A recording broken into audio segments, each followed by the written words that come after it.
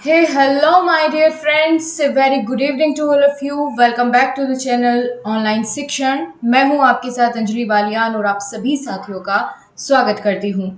दोस्तों, हमारी चल रही है ये सीरीज सुपर टेट के लिए लाइफ स्किल्स सब्जेक्ट की और आज हमारी ये चौथी कक्षा है जिसमें हम व्यावसायिक आचरण एवं नीति यानी बिजनेस एथिक्स वाले टॉपिक को आज की क्लास में हम फिनिश कर देंगे। देन अगली क्लास में नए टॉपिक की शुरुआत होगी।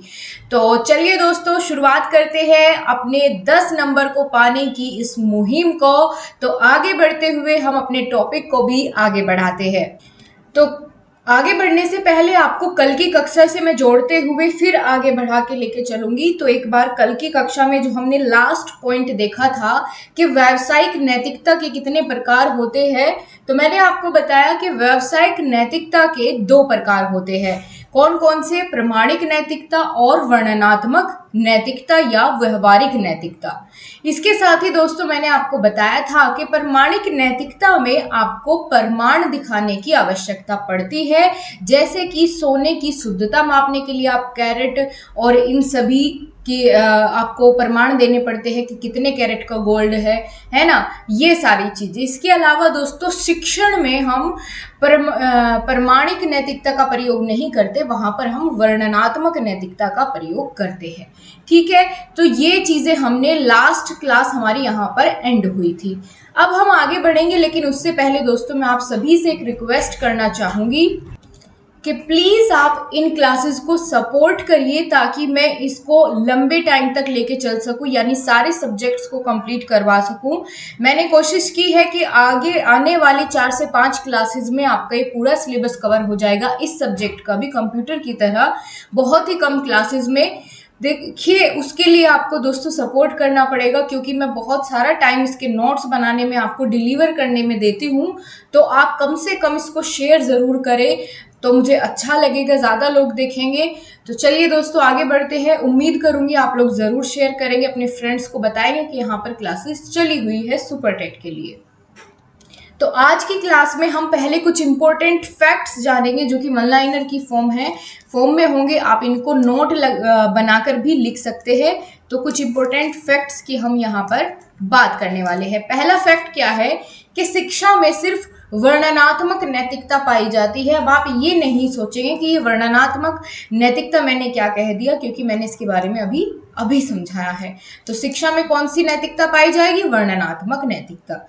ठीक है, आगे चले दोस्तों। व्यवसाय क्या है? मैंने आपको बताया था कि मानव जीवन का आधार ही व्यवसाय है। ठीक है, मानव जीवन का आधार है, क्योंकि हम कुछ ना कुछ व्यवसाय करेंगे तो उससे हमें क्या होगा? हमारी जीविका का उपार्जन होगा, हमें जीवन जीने के लिए साधन मिलेंगे। अगर हम किसी व्यवसाय में लीन रहते हैं, उसके बदले हमें कुछ क्या होती है? अर्निंग भी होती है, जिससे हमारा जीवन सुविधाजनक भी होता है। तो मानव जीवन का आधार व्यवसाय है। आगे दोस्तों एक बहुत बहुत इंपॉर्टेंट नोट है, इसको आप जरूर से याद करना है आपको बहुत ध्यान से। ये बिल्कुल पेपर में आ सकता है कि व्यावसायिक नैतिकता पर चर्चा सबसे पहले कहाँ और कब शुरू हुई।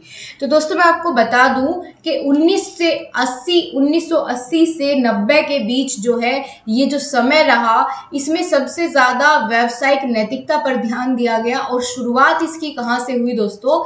ब्रिटेन से हुई। इसीलिए 1980 से 90 का जो दौर है, तो इस दौर को कहा गया व्यावसायिक नैतिकता का स्वर्ण युग। याद रखिएगा, अगर पूछे व्यावसायिक नैतिकता का स्वर्ण युग किसे कहा गया, तो 1980 से 90 के दशक को। ठीक है दोस्तों, कहाँ से इसकी शुरुआत हुई? सबसे पहले तो ब्रिटेन से। क्लियर हो गया आप सभी को? आगे चलते हैं दोस्तों। मैंने आपको बताया था कि नैतिकता 2 प्रकार की थी, परिमाणात्मक और वर्णनात्मक। दोस्तों अगर आपसे पूछ ली जाए कि इनकम टैक्स फाइल्स जो होती है वो कैसी होती है, तो ये दोनों ही प्रकार की होती है, यानी ये प्रमाणिक भी होती है और वर्णनात्मक भी होती है। तो ये दोनों के अंतर्गत आएगा। ठीक है, इसके अलावा एक और बहुत इंपॉर्टेंट फैक्ट है मिल्टन फ्रीडमैन के बारे में, क्योंकि दोस्तों ये एकमात्र ऐसे विद्वान थे जिन्होंने व्यावसायिक नैतिकता को नकारा था, उसको एक्सेप्ट नहीं किया था, या आप कह लीजिए उसकी निंदा की थी। किसकी? व्यावसायिक नैतिकता की, बिजनेस एथिक्स की। इनको 1976 में अर्थशास्त्र के नोबेल पुरस्कार से भी सम्मानित किया गया था और ये एकमात्र ऐसे प्रसिद्ध विद्वान हैं जो व्यावसायिक नैतिकता के खिलाफ थे। ठीक है, तो अगर आपसे पूछ लिया जाए कौन थे व्यावसायिक नैतिकता के खिलाफ, तो आप क्या बताएंगे? Milton Friedman. अच्छा, व्यावसायिक नैतिकता के खिलाफ कौन हो सकता है या कौन उसकी निंदा कर सकता है? जो मैन फ्री बैठा हो, है ना। निंदा वही तो करता है जो अपने आप में फ्री बैठा रहता है इंसान। तो मिल्टन फ्रीमैन या फ्रीडमैन, आप इसको रिलेट करने के लिए फ्रीमैन कह सकते हैं, व्यावसायिक नैतिकता की निंदा की थी, इसके खिलाफ थे। आगे चलते हैं दोस्तों, कुछ बिजनेस एथिक्स से रिलेटेड कुछ इंपॉर्टेंट टर्म्स है जो कि पूछ लेता है, कई बार आपके पेपर में भी यहाँ से प्रश्न आया है कि कॉपीराइट किसे कहते हैं, है ना, पेटेंट किसे कहते हैं, ट्रेडमार्क क्या होता है। तो ये वन लाइनर कुछ फैक्ट्स है, इनको भी आप अभी के अभी साथ में देखते हुए चलिए, क्योंकि इस चैप्टर से आपका कुछ नहीं बचेगा, आपके हर तरह से कोई भी कॉन्सेप्ट हम इसमें नहीं छोड़ेंगे। तो चलिए देखते हैं कॉपीराइट क्या होता है।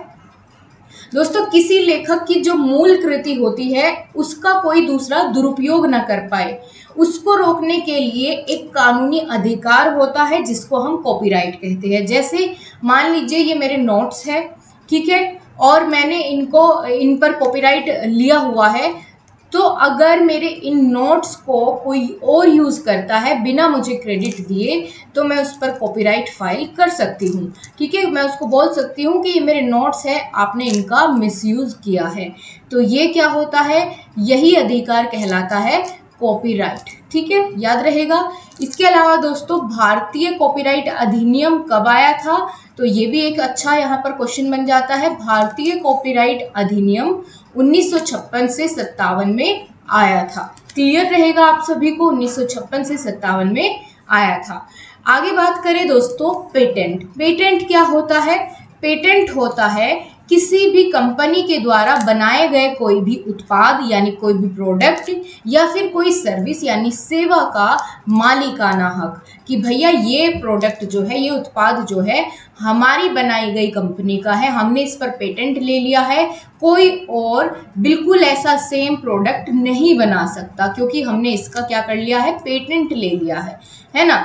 या आप कह लीजिए कि हम ही इस प्रोडक्ट के माई बाप बन गए हैं, कोई और ऐसी सेम प्रोडक्ट अपना लॉन्च नहीं कर सकता है, उसको पेटेंट कहते हैं। जैसे अभी आपने देखा होगा शार्क टैंक, शार्क टैंक शुरू हुआ था टीवी में, या फिर आप कह लीजिए आपने यूट्यूब पर उसकी वीडियोस देखी होगी, तो वहाँ बार बार वर्ड यूज़ किया जाता था कि आपने इसका पेटेंट ले लिया है, जो प्रोडक्ट आप हमें दिखा रहे हैं वो बोलते हैं हाँ पेटेंट ले लिया है। तो वही है मालिकाना हक, कोई और उसकी कॉपी ना कर ले, इसलिए। ठीक है, आगे चलते हैं दोस्तों। अगली जो टर्म आती है वो है ट्रेडमार्क। ट्रेडमार्क क्या है? ट्रेडमार्क, ट्रेड मतलब व्यापार और मार्क होता है चिन्ह। ठीक है, यानी ये क्या है? एक व्यापार का चिन्ह है। कैसा चिन्ह है? जिसके द्वारा कंपनी को बाजार में पहचाना जाता है, वही उसका क्या होता है? ट्रेडमार्क होता है। जैसे भैया नाइकी का मान लीजिए इस तरह का कुछ साइन होता है, ठीक है, ये क्या है? इसका ट्रेडमार्क है। ठीक है, जियो का अलग तरीके का है और बहुत सारी कंपनियां हैं जिनके अपने अपने ट्रेडमार्क होते हैं, उसी मार्क से उस कंपनी की पहचान भी हो जाती है। ठीक है दोस्तों, अभी जैसे ऑनलाइन शिक्षण का आपने देखा, वो जो नाम लिखा होता है इस तरीके से उसके ऊपर वो आप देखेंगे इस तरीके से कैप बनी हुई होती है, वो क्या है? उसका ट्रेडमार्क है, उसी से उसको पहचान लिया जाता है। अगर वहाँ पर नाम भी नहीं लिखा हो और इस तरीके से मार्क बना हो तो पता चल जाता है कि ऑनलाइन शिक्षण का है। ठीक है, आगे चलते हैं दोस्तों। अगला है हॉलमार्क। हॉलमार्क क्या होता है? हॉलमार्क सोने की शुद्धता का क्या होता है? मानक है। सोने की शुद्धता को का जो मानक होता है उसको हम क्या कहेंगे? हॉलमार्क कहेंगे। इसके अलावा दोस्तों, अगर आपसे पूछा जाए कि एगमार्क कैसा साइन है? एगमार्क साइन है, एग से मतलब एग्रीकल्चर और मार्क वही चिन्ह। ठीक है, यानी खाने पीने की जितनी भी चीजें होती है उनकी शुद्धता की गारंटी देता है क्या? एगमार्क। तो खाने पीने की वस्तुओं को खरीदने से पहले उस पर एगमार्क का जो चिन्ह है वो चेक कर लेना चाहिए। ये सारी चीजें आपको कई बार बताई जाती है। आगे चले दोस्तों, और कुछ इंपॉर्टेंट फैक्ट्स है, एक बार फिर रिवाइज भी आपको करवाऊंगी मैं इसी क्लास में। तो आप लोग ध्यान से बस देखते जाइए, सारी चीजें क्लियर हो जाएंगी।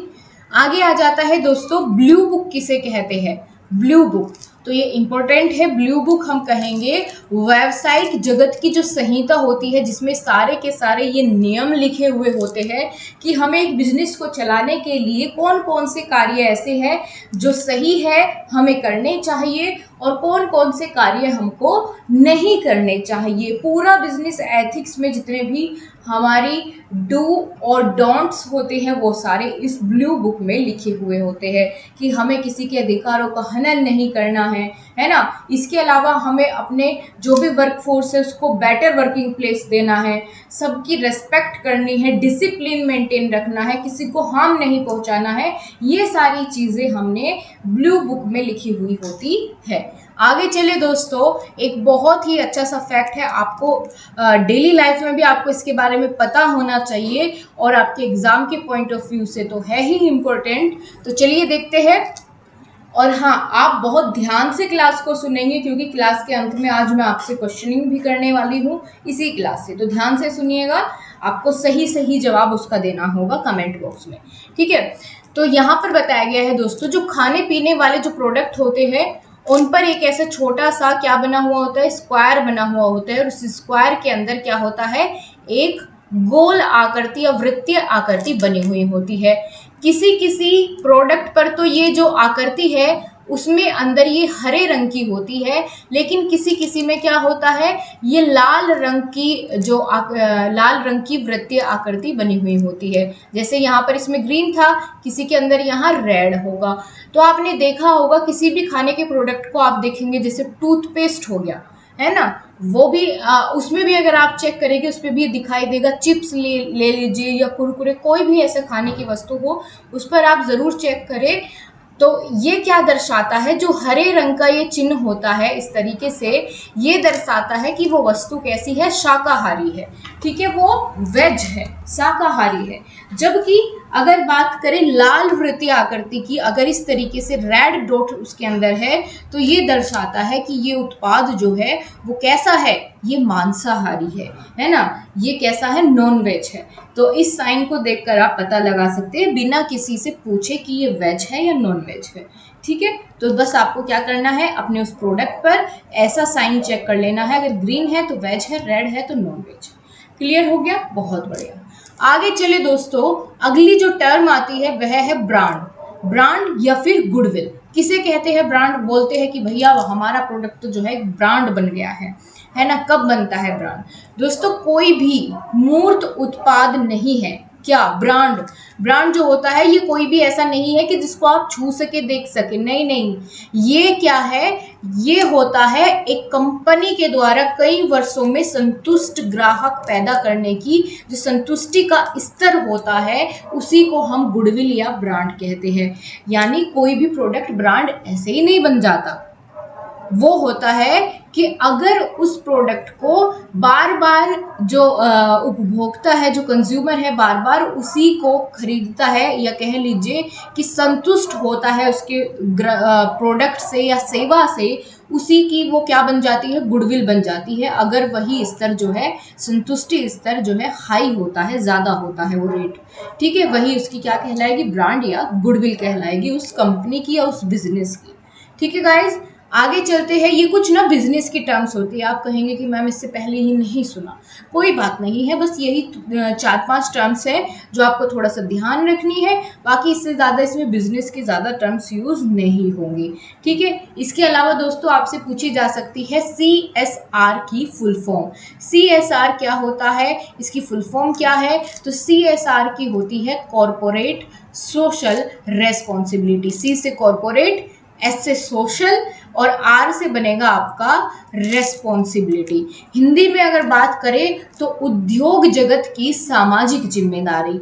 ये क्या है दोस्तों, जिस क्षेत्र से आपका जो उद्योग है ना, आपका जो बिजनेस है, हमें उस जिस क्षेत्र से संबंधित है उस क्षेत्र का ध्यान रखना ही उसकी जिम्मेदारी अपने कंधों पर लेना कि अगर मान लीजिए हमारी कोई केमिकल फैक्ट्री है तो ये हमारी जिम्मेदारी बनती है कि हम अपने उस प्लांट को, केमिकल प्लांट को शहर के भीड़ भाड़ एरिया से दूर स्थापित करें। इसके अलावा उसकी जो चिमनियां हैं, धुआं छोड़ती है, वो बहुत ऊंचाई तक हो कि वो आपकी जो ऑक्सीजन है उस लेवल पर वो उसमें ना घुले, है ना।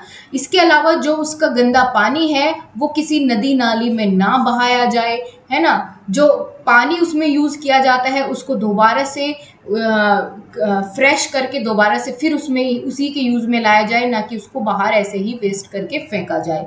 तो इस तरह की कुछ जिम्मेदारियां होती है, उन्हीं को हम CSR कहते हैं, कॉर्पोरेट सोशल रेस्पॉन्सिबिलिटी कहा जाता है। मेरे ख्याल से आपको ये चीजें बहुत अच्छे से समझ आ रही होगी, भले ही आप नॉन बिजनेस बैकग्राउंड से है, ठीक है। इसके अलावा दोस्तों प्रदूषण का ध्यान रखना है ना, अगर कोई केमिकल फैक्ट्री है, ये सारी चीजें आपको ध्यान रखनी है, ये सब आपकी जिम्मेदारी होती है। आगे चलते हैं दोस्तों, लास्ट टर्म बचती है code of conduct. Code of conduct ये क्या है? इसको हिंदी में कहते हैं हम आचार संहिता या कोड ऑफ कंडक्ट। इसका मतलब है दोस्तों किसी भी व्यवसाय में किए जाने वाले व्यवहार का मानक निर्देश होता है, यानी कोड ऑफ कंडक्ट हम ये कहेंगे कि भाई हमारी जो कंपनी है इसके कोड ऑफ कंडक्ट ये है। कोड ऑफ कंडक्ट मतलब ये निर्देश दिए गए हैं, इनका हमको पालन करना है, यानी इस कंपनी के अगर आप मेंबर बनना चाहते हैं तो आपको ऐसा व्यवहार करना होगा, ऐसा नहीं करना है, ठीक है। यानी डिसिप्लिन, सेल्फ डिसिप्लिन रहना। इसके अलावा टाइम का जो है पक्का रहना, समय से पहुंचना, अपना कार्य समय से पूरा करना, ये सब भी कोड ऑफ कंडक्ट में आ सकते हैं। कोड ऑफ कंडक्ट किसी स्कूल के भी हो सकते हैं, कॉलेज के भी हो सकते हैं, ज़रूरी नहीं कि सिर्फ किसी कंपनी के। ये आ जाता है किसके? व्यवसाय के, कोई भी व्यवसाय। अब आप कहेंगे शिक्षा थोड़ा ही व्यवसाय है, तो मैंने कल की क्लास में आपको बता दिया था कि व्यवसाय के कौन कौन से क्षेत्र होते हैं, तो उसमें शिक्षा भी व्यवसाय का एक क्षेत्र माना जाता है, जो कि 1986 में कहा गया कि शिक्षा भी एक व्यवसाय होता है ना, या व्यवसायिक क्षेत्र है। इसीलिए आप इन चीज़ों को पढ़ रहे हैं, इन बिजनेस की टर्म्स को पढ़ रहे हैं, क्योंकि शिक्षा भी इसी के अंतर्गत आता है, ठीक है। क्लियर हुआ आपको? एक बार फटाफट से मैं इनको रिकैप कराती हूँ, फिर हम आगे चलेंगे, इस चैप्टर को पूरा खत्म करेंगे आज। फटाफट से कहाँ से शुरुआत हुई? हमने जाना था कि शिक्षा किसमें आती है, कौन सी नैतिकता में? वर्णनात्मक नैतिकता पाई जाती है शिक्षा में। मानव जीवन का आधार व्यवसाय है। 1980 से 90 के दशक को हम व्यावसायिक नैतिकता का स्वर्ण युग कहते हैं। पहली बार चर्चा ब्रिटेन में हुई थी इसके बारे में। जो इनकम टैक्स फाइल होती है उनमें दोनों तरह की नैतिकता पाई जाती है। इसके अलावा दोस्तों जो मिल्टन फ्रीडमैन है वो पहले ऐसे या एकमात्र ऐसे प्रसिद्ध विद्वान हैं जिन्होंने व्यावसायिक नैतिकता का क्या किया था, उसके खिलाफ थे। इसके अलावा कॉपीराइट हम कहते हैं कि कोई भी जो लिखित या मूल कृति होती है उस पर लेखक क्या लेके रखता है? कॉपीराइट लेके रखता है कि कोई भी इस कृति का, इस मेरे लेख का दुरुपयोग ना कर ले, है ना। तो वही कानूनी अधिकार कॉपीराइट कहलाता है। भारतीय कॉपीराइट अधिनियम जो है 1956 से 57 में आया था। पेटेंट किसे कहते हैं? तो किसी कंपनी के द्वारा जो बनाए गए प्रोडक्ट होती है, सर्विसेज होती है, उन पर जो हम मालिकाना हक रखने का अधिकार लेते हैं वही पेटेंट कहलाता है। ट्रेडमार्क होता है किसी भी कंपनी का व्यापार चिन्ह जिससे वो पहचानी जाती है। हॉलमार्क होता है सोने की शुद्धता का मानक। एगमार्क होता है खाने पीने की या एग्रीकल्चर से संबंधित चीज़ों की शुद्धता का मानक। इसके अलावा व्यावसायिक जगत संहिता को हम ब्लू बुक के नाम से जानते हैं। जो ग्रीन डॉट होता है किसी भी प्रोडक्ट पर वो हमें दर्शाता है कि ये शाकाहारी है। अगर रेड डॉट है तो वो दर्शाता है कैसी है, मांसाहारी है। आप भी मेरे साथ साथ फटाफट से कमेंट बॉक्स में रिपीट करते हुए जाए, मूक बन के सुने ना, आप भी रेस्पॉन्स करिए, ठीक है दोस्तों। और बातचीत बिल्कुल नहीं करनी है आपस में। आगे चले दोस्तों, ब्रांड या गुडविल क्या होता है? तो ये कोई भी मूर्त उत्पाद नहीं होता, बल्कि ये कंपनी की क्या होती है, संतुष्टि का स्तर होता है ग्राहकों की, ठीक है। इसके अलावा हमने जाना CSR, कॉर्पोरेट सोशल रेस्पॉन्सिबिलिटी, यानी जिस क्षेत्र से संबंधित है उस क्षेत्र का आपको ध्यान रखना है। ये आपके उद्योग जगत की सामाजिक जिम्मेदारी होती है। आचार संहिता यानी कोड ऑफ कंडक्ट क्या होता है? तो किसी व्यवसाय में किए जाने वाला जो मानक व्यवहार होता है कि भैया हमारे यहाँ ये कुछ रूल्स है, अगर आप यहाँ काम कर रहे हैं तो आपको ये फॉलो करने ही होंगे। ठीक है गाइस, अब हम आगे चलते हैं दोस्तों, क्या क्या हो सकता है वो मानक व्यवहार।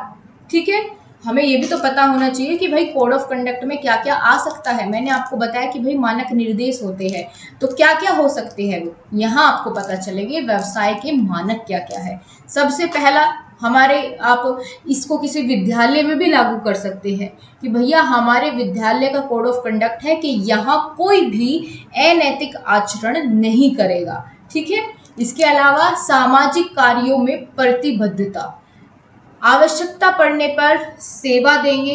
इसके अलावा सामाजिक कार्यों में प्रतिबद्धता। ठीक है, ये तो 2 बार रिपीट हो गया, कोई बात नहीं है, लेकिन ये सब क्या हो सकते हैं? व्यवसाय के मानक हो सकते हैं। अब दोस्तों, व्यावसायिक नैतिकता के कुछ तत्व होते हैं, किसी भी व्यवसाय में हमें इनको फॉलो करना होता है। अगर आप किसी कंपनी में वर्क कर रहे हैं या किसी कोई बिजनेस चला रहे हैं, है ना, कोई भी व्यवसाय कर रहे हैं, तो उसमें आपके अंदर ये तत्व होने चाहिए, किसके? नैतिकता के। ठीक, मोरालिटी के, जिनमें आता है आपका ईमानदारी, पारदर्शिता। इनके बारे में मुझे नहीं लगता कि ईमानदारी क्या होती है, इस चीज़ को मुझे एक्सप्लेन करने की आवश्यकता पड़ेगी। आप भावी अध्यापक हैं, इतनी छोटी छोटी टर्म्स का मतलब मैं ये मानकर चल रही हूँ कि आप लोग भली भांति जानते होंगे। ठीक है, बस ये आपको थोड़ा सा समझ बढ़ाने के लिए कि ये भी इसके अंतर्गत आता है, इसलिए मैं आपको इसको यहाँ कवर करा रही हूँ, क्योंकि मेरा यहाँ पर उद्देश्य है कि मैं आपको कोई भी टॉपिक इसमें ऐसा नहीं छोड़ूंगी कि आपको उसके लिए फिर कहीं और से भी पढ़ने की आवश्यकता पड़े। आपके नोट्स ये बिल्कुल एकदम कंप्लीट होंगे, सफिशिएंट होंगे आने वाले आपके जॉब वाले एग्जाम के लिए। ठीक है, जहाँ भी लाइफ स्किल जो सब्जेक्ट है वो पूछा जाएगा। Okay, so well done. सभी लोग एक बार थम्स अप कर दीजिए गाइज। जिसने वीडियो को लाइक नहीं किया है वो वीडियो को लाइक कर दीजिए प्लीज़, अगर आपको अच्छी लग रही है तो। आगे हम बात करेंगे दोस्तों जवाबदेही, अपने कार्य के प्रति जवाबदेह होना, समय का पालन करना, मानवतावादी होना, अहिंसा का पालन करना, भाईचारा होना चाहिए, प्रदूषण नियंत्रण पर भी ध्यान दे और धोखाधड़ी ना हो, सहानुभूतिपूर्ण व्यवहार हो, आचरण सत्यवादी हो और वफादारी आपके अंदर हो। तो क्या ये सब किसके तत्व है? व्यावसायिक नैतिकता के तत्व होते हैं। दोस्तों, अब एक लास्ट और छोटा सा टॉपिक इसके अंतर्गत रह जाता है कि शिक्षक के जो जीवन होता है या किसी के भी जीवन के कुछ चरण होते हैं और उन चरणों में कैसे कैसे व्यावसायिक विकास होता है वो हमको देखना है। ठीक है, तो इसके 5 चरण बताए गए हैं कि कैसे व्यावसायिक विकास के चरणों की अवधारणा या करियर के विकास को समझने के लिए हम इसको 5 चरण में बांटते हैं अपने पूरे जीवन को। ठीक है, वो 5 चरण कौन कौन से हैं? पहले मैं एक बार ऐसे ही बता देती हूँ, फिर टेबल की हेल्प से आपको समझाऊंगी। पहला है दोस्तों प्रगति यानी प्रोग्रेस, समावेशी या समन्वेशी, ठीक है, इंक्लूसिव। इसके बाद स्थापना, रख रखाव और लास्ट है ह्रास यानी डेप्रिसिएशन। अब चलिए इसको टेबल की हेल्प से समझाऊंगी तो आपको ये इजीली समझ में आ जाएगा। दोस्तों, हमारे जीवन के जो है व्यावसायिक विकास होने के कुछ चरण होते हैं और उनको हमने 5 भागों में बांटा है, या आप कह लीजिए 5 स्तरों पर बांटा है, जिनमें पहला स्तर आता है दोस्तों जब हमारी जो आयु होती है वो कितनी 14 वर्ष तक हो, अधिकतम 14 वर्ष तक, 0 से 14 वर्ष। इस चरण का नाम होगा अभिवृद्धि। अभिवृद्धि यानी इसमें सिर्फ हमारे जो आधारभूत कौशल होते हैं, चलना फिरना उठना बैठना, है ना, और थोड़ा थोड़ा सा ईमानदारी और सच्चाई, है ना, ये सारे, दूसरों की सेवा करना, रेस्पेक्ट करना, ये सारे जो आधारभूत कौशल होते हैं उनका विकास होता है इस चरण में, पहले वाले चरण में। आयु सीमा कितनी है? 14 वर्ष तक। इसके बाद दोस्तों 15 से 25 वर्ष तक हमारा आता है दूसरा चरण। अभिवृद्धि के बाद क्या आएगा? समन्वेशी, यानी यहाँ हम जो व्यक्ति होता है या हम अपने जीवन के अगर ये चरण मान के चल रहे हैं तो हमें क्या लगता है कि भैया समावेशी हो हमारा जीवन, यानी यहाँ पर हम अपने बारे में सोचना और समझना शुरू कर देते हैं, वयस्कता की ओर बढ़ने लगते हैं। साथ साथ दोस्तों अपने जीवन को जो है समन्वय स्थापित करने के लिए जीवन साथी को भी खोजने लगते हैं, व्यवसाय भी देखने लगते हैं कि अब उम्र हो गई है, कुछ कर लेना चाहिए। इसी एज में आप सभी होंगे या हो सकता है इसको क्रॉस भी कर गए होंगे, ठीक है। समाज में अपना स्थान, अपनी पहचान बनाने की कोशिश करने लगते हैं। ये कौन सा चरण है? समावेशी चरण है, ठीक है। यहाँ हमें समाज के बीच में अपनी क्या करनी है? समावेश करना है, अपनी सही से क्या करनी है? अपनी पहचान बनानी है। तो ये दूसरा चरण हो गया दोस्तों। पहले में क्या हुआ? सिर्फ जो आधारभूत कौशल थे उनका विकास, दूसरे में अपने आप को समावेशित करने का प्रयास किया। तीसरा चरण होता है 25 से 45 वर्ष का, ठीक है, इस सीमा तक। इसको हम कहेंगे स्थापना, ठीक है, स्थापना चरण। इसमें क्या करते हैं हम दोस्तों? जो भी हमने व्यवसाय चुना है उस चुने गए व्यवसाय को यहाँ पर हम स्थापित कर लेते हैं कि ठीक है भाई, यहाँ पर इस जॉब से मैं सेटिस्फाई हूँ, अब मुझे अपना जीवन में यही करना है, ठीक है। तो हम उस चुने गए व्यवसाय को स्थापित कर लेते हैं। इसके अलावा दोस्तों हम क्या करते हैं? व्यावसायिक रूप से उसमें अपनी पहचान बनाने की कोशिश करते हैं। जो भी हमने व्यवसाय चुना है उसमें अपनी क्या करते हैं? पहचान बनाने का प्रयास करते हैं, ठीक। तो ये हो गया आपका तीसरा चरण। चौथा होता है अनुसरण। इसमें उम्र कितनी हो जाती है? 45 से 60 वर्ष के बीच जो आपका चौथा चरण होता है ये चलता है अनुसरण का।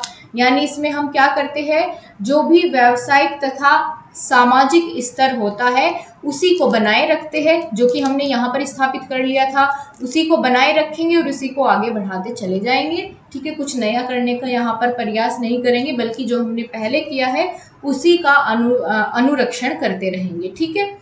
आगे चले दोस्तों, पांचवा चरण है ह्रास, यानी डेप्रिसिएशन। यानी जो भी हमारी परफॉर्मेंस है वो घटती जाएगी, कम होने लगेगी, क्योंकि उम्र बढ़ गई है, उम्र हो चली है, यानी बुढ़ापे की ओर यहाँ पर हम अग्रसर हो चुके हैं। 60 वर्ष के पश्चात कौन सा चरण आ जाता है? ह्रास का। यानी दोस्तों जो भी हमारी सक्रिय सेवाएं होती है उससे हमारा रिटायरमेंट का टाइम हो जाता है, यानी सेवानिवृत्ति का समय आ जाता है। लेकिन हम इस एज में परामर्शदाता के रूप में कार्य करना शुरू कर देते हैं, अपने आने वाली जनरेशन्स को बताने लगते हैं कि भैया यही समय है, पढ़ लो अच्छे से, कुछ कर लिख जाओगे, है ना, खेलो कूदो तो अच्छे से खेलो कूदो ताकि उसमें अपना नाम कमाओ। तो इस तरीके से हम क्या करते हैं? अपने अनुभव के आधार पर आने वाली पीढ़ियों को या अपने बच्चों को, अपने पोते पोतियों को ये सारी चीज़ों का ज्ञान कराने लगते हैं, उनको परामर्श देने लगते हैं, ठीक है। तो ये 5 चरण होते हैं हर किसी की इंसान के जीवन के। इन चरणों से होकर हमको गुजरना होता है और इस तरीके से इनमें व्यावसायिक क्या होता है? विकास होता है इन 5 चरणों में। मेरे ख्याल से दोस्तों आपको ये टॉपिक भी बहुत अच्छे से क्लियर हुआ होगा। और अगर कहीं पर कोई भी डाउट रहता है दोस्तों, कमेंट सेक्शन आप ही के लिए है, आप उसमें ज़रूर बताया करिए।